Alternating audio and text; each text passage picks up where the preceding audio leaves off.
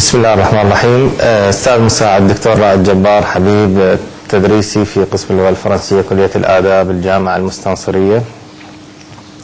محاضرتنا هذا اليوم عن مادة الرواية، ومحاضرة في تقنيات السرد الروائي الخاصة بمادة الرواية للمرحلة الرابعة. المرحلة الرابعة حسب منهاج العام الدراسي 2016-2017 تدرس مادة الرواية برواية السيمفونية الرعوية للكاتب الفرنسي أندري جيد. Bonjour. Nous avons aujourd'hui un cours consacré pour les étudiants de la 4e année département de français, faculté de lettres, université Moustensiriya. D'après le programme de l'année scolaire 2016-2017, nous avons le roman de la symphonie pastorale de l'auteur français André Gide. Avant, bien sûr, d'aborder le roman, nous commençons par les techniques de la narration. Aujourd'hui, nous avons un cours pour ce sujet. Certes, il faut savoir qu'il y a plusieurs éléments qui composent le texte romanesque. Tout d'abord, nous commençons par l'auteur. L'auteur, c'est l'être de chair qui produit le texte, et qui délègue à un narrateur de raconter l'histoire. Après, nous passons par le deuxième élément très important, c'est le narrateur. Pour le narrateur, nous avons deux points. Le premier point, c'est le statut de narrateur. Le deuxième, c'est les points de vue du narrateur. En ce qui concerne le statut du narrateur, nous avons deux statuts pour le narrateur.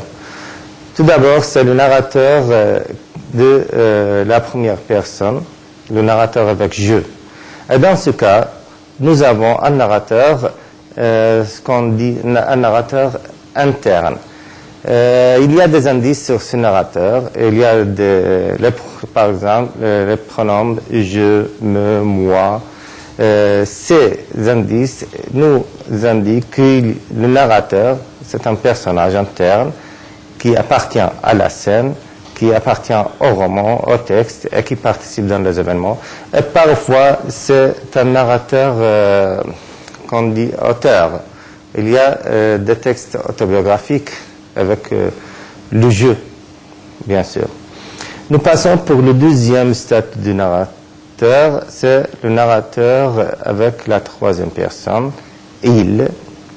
Et dans ce cas, bien sûr, le narrateur, on dit, il est extérieur au roman. C'est un narrateur presque externe. Il ne participe pas dans les événements, il raconte les événements des autres qui se passent avec des autres personnages. En ce qui concerne les points de vue de la narration, il y a 3 points de vue. Le premier point de vue de la narration ou du narrateur, c'est le narrateur interne. Et bien sûr, avec ce narrateur, nous avons un narrateur qui participe dans les événements, un narrateur avec le pronom je toujours. Aussi, il y a parfois un narrateur, ce qu'on dit auteur, qui appartient à la scène.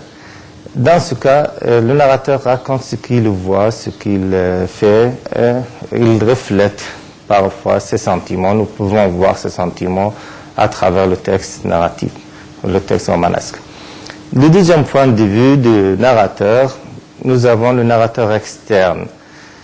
Dans ce cas, le narrateur ne raconte pas ce qu'il voit lui-même, parce qu'il n'appartient pas à la scène. Il raconte ce qui pourrait être vu ou raconté ou entendu par un autre personnage qui appartient à la scène. Et dans ce cas, comme nous avons déjà dit, c'est un narrateur externe ou extérieur au roman. Le dernier point de vue que nous avons aujourd'hui, c'est avec les points de vue de la narration, c'est le narrateur omniscient. Dans ce cas, le narrateur omniscient, c'est le narrateur qui voit tout, qui sait tout de ses personnages,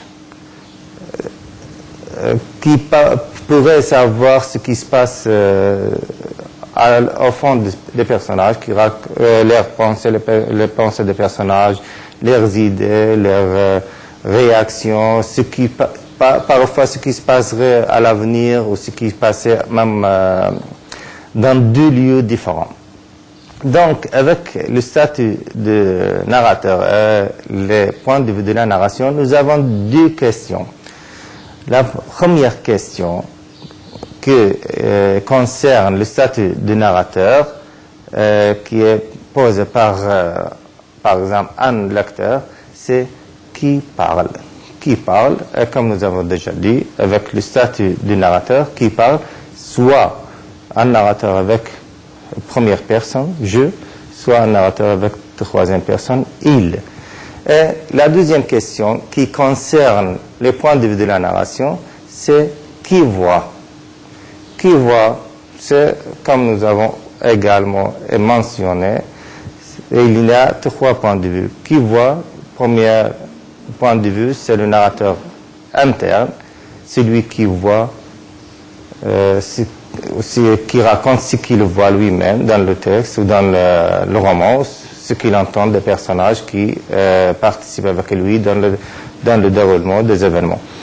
Nous avons qui voit également, deuxième point de vue, c'est le narrateur déjà mentionné également, le narrateur externe avec première ou troisième personne de singulier, il, toujours. Et comme nous avons déjà dit, ce narrateur ne raconte pas ce qu'il voit, mais ce que les autres, ou ce qui pourrait être vu ou entendu ou raconté par un autre personnage. Et le dernier point qu'il voit, c'est le narrateur omniscient. Le narrateur omniscient, c'est le narrateur qui voit tout, qui sait tout, qui même pourrait savoir ou pour savoir ce qui se passe dans deux lieux différents, dans des temps différents, etc. Bon, c'est le premier cours, et bien sûr, il y aura d'autres cours qui aborderaient d'autres questions, mais cette fois, avec les autres cours, nous passerons à l'analyse du roman de la symphonie pastorale. Et voilà, nous finissons aujourd'hui le cours consacré pour les techniques de la narration, en espérant d'aborder l'analyse du roman dans d'autres cours. Merci. شكرا لاستماعكم. ننهي هذا اليوم المحاضرة المخصصة لتقنيات السرد الروائي، آملين إن شاء الله إكمال المحاضرات الباقية فيما يخص تحليل رواية السيمفونية الرعوية للكاتب أندري جيد. شكرا.